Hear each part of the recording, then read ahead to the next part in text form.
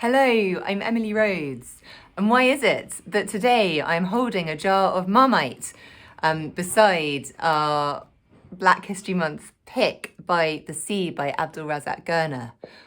Can you guess? What do these things both have in common? People love them or hate them, I would say. Excitingly, this was a really Marmite book. Loads of members of our walking book group loved it. Some really couldn't stand it. Just like the breakfast spread, which incidentally, I love them both. So I'm just gonna chuck this away. So today in our webcast, we're going to talk a little bit about this book and perhaps try to come to understand what it is about it that some people loved and others hated. So By the Sea, I'm going to have a brief aside to point out my brilliant coordination of shirt with jacket. I think this book, when you buy it and you see the title By the Sea, you do not think that it's going to be a book about an ageing asylum seeker coming to England's south coast from Zanzibar. But of course, the sea, being by the sea, is something that he's experienced in both parts of his life, even though they're in very different settings. So on page 2, straight away, we hear, "I live in a small town by the sea, as I have all my life. Though for most of it, it was by a warm green ocean, a long way from here." There's a slight kind of playfulness there, isn't there? He's kind of tricking you, saying, yeah, I've always lived by the sea, but he's saying actually, in that consistency, there's that masks a sort of massive change. So straight away, we learn that this is a book about migration, and we get this very powerful opening where we see the narrator arriving in Gatwick Airport. He pretends he can't speak any English. He's interrogated, and then is, eventually granted asylum, and ends up in his small town by the sea. Although it's not a straightforward path, and there are a few slightly grim places he spent some time in on the way. However, in the kind of now of the book, the place where the narrator, who we come to learn is called Sally Omar, not much happens in the now of the book. The now of the book is not really his arrival to England. He's saying that's already happened. The now of the book is him living by the sea, and we learn he's waiting for someone called Rachel, who is his kind of caseworker. She looks after him. And later on, we learn he's waiting for Latif. A chunk of the book is told from Sally Omar's perspective, and then the next chunk is told from Latif's perspective. And he's basically then waiting for Latif to come, and they meet, and they sort of meet again, and it ends up with him visiting Latif. So not much happens in terms of plot in the current now of the book. All the action takes place in the past, as in these stories he tells us of how he got there, what's led him to be in this situation, and we also discover the links between him and Latif and what's happened in Latif's past. So perhaps already you might have an idea of what might appeal or not appeal to you about this book. It's not really a page turner in terms of kind of immediate action. The tension and suspense is all there, but it's all kind of masked in the past, and it's quite I can't really think of the word, but it's almost slightly serpentine, slightly these different threads weave into the past, and they get a bit tangled in the past. And sometimes when you're reading about what's happened, it takes a bit of work as the reader to untangle them, to kind of make sure you stick on the right thread. And I think if you're currently in a place where you're able to give it that attention and time and really sort of dig in as a reader, you get so much from it. But if you want a bit more of a straightforward, easy book, perhaps it's not the right book for you right now. Anyway, so straight away, he's kind of done a little trick on us by saying he's always lived by the sea, but actually it's different seas. Then we learn it's about an aging asylum seeker, an act of migration. But then we learn that's another trick, because instantly we discover that the narrator is not the only migrant in the book, but pretty much every single character. And there are loads of characters in the book. There are the two main ones, but then all the many characters who sort of populate their past. We learn that pretty much everyone is involved in an act of migration to some extent. And I think it's an amazing thing that he's done there. The writer's really making us think about migration as being almost a universal feature in humankind. I think he's not belittling it. He's not saying, oh, we're all the same. You know, this guy is no different from the rest of us because we're all migrants. We all have the same thing to say. He's showing each individual act of migration as being, you know, truly individual and in and of itself and unique to that character. But he's also saying this act of migration there is something really universal about it, even if it's not obvious, even if perhaps in your generation, so actually Rachel, his caseworker, who I mentioned, he's sort of waiting for her, you know, she is English, but then we learn that her mother has been a migrant, and this sort of feeling of migration, she's Jewish, this history of movement is very much in Rachel, just as much as it is in Sally Amar.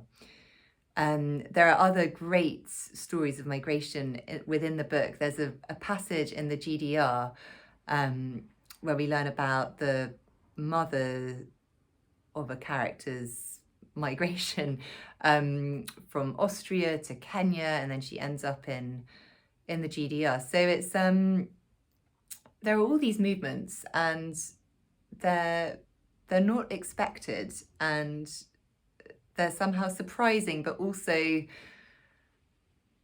I wouldn't say they become normalized, but perhaps we just realize quite how extraordinary every individual is to go through this process of migration. And then, as though it's not enough that so many of the characters migrate, loads of objects in this book also migrate. Right at the start, there's this incense that he carries, that he brings with him, and that we kind of learn the story of the incense and where that's come from. There's a wonderful towel that is this object that he's given actually in the detention centre, and he takes with him, sits on it in this really squalid B&B where he goes, this kind of little patch of cleanliness. There's a photograph that is sort of posted around the world with differing meanings depending on where it goes. So there are these objects that also travel, and kind of different resonances these objects take on as they travel, what they mean to different people at different times. And then another thing that really travels in the book and migrates, not just travels, is are people's names.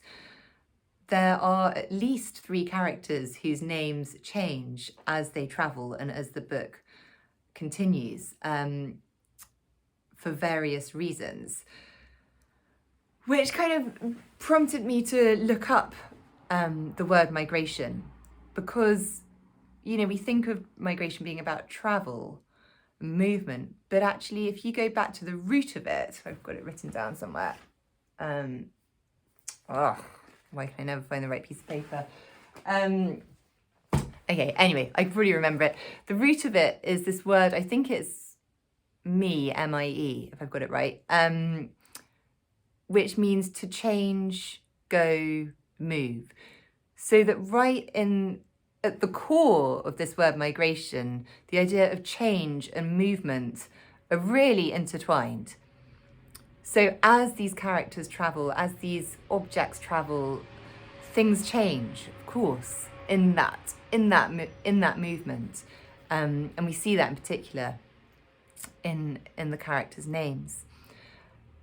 Another thing that is shown to migrate are stories, both the characters' individual stories, but also this book is really rich in literary allusions. There's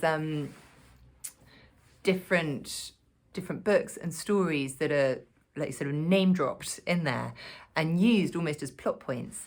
The Arabian Nights, there's this story by Melville Bartleby the Scrivener, which comes up a few times and is used to show this kind of common ground between two of the characters. Is that, oh, you mentioned that because that's, one of them says, I prefer not to, and he says, oh, Bartleby, and they say, oh, you've read it, and they have this great chat about when they encounter this story, which of course, you know, is one of the things I love most about books and stories. It's that feeling of being in on it when someone mentions it and you suddenly have this thing in common. It's like somewhere to start a conversation, to show what things, you know, bind you together. There's also the Odyssey, which I think is a really interesting choice in this book. It's mentioned actually in the GDR when the mother, who I briefly mentioned, ends up washing the main character's feet and is talking about how in the Odyssey it's this old woman who comes and washes Odysseus's feet, and she is the one who recognizes him when he's disguised as an old man. And he says, the narrator in it, you know, I had always kind of been on the side of the Trojans.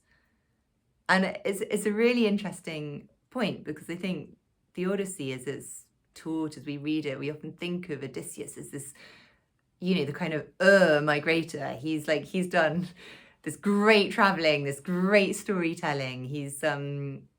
It's such a brilliant story. We don't think of it as him being a kind of trickster and the poor Trojans who suffered at his hands, his horrible trick of the Trojan horse.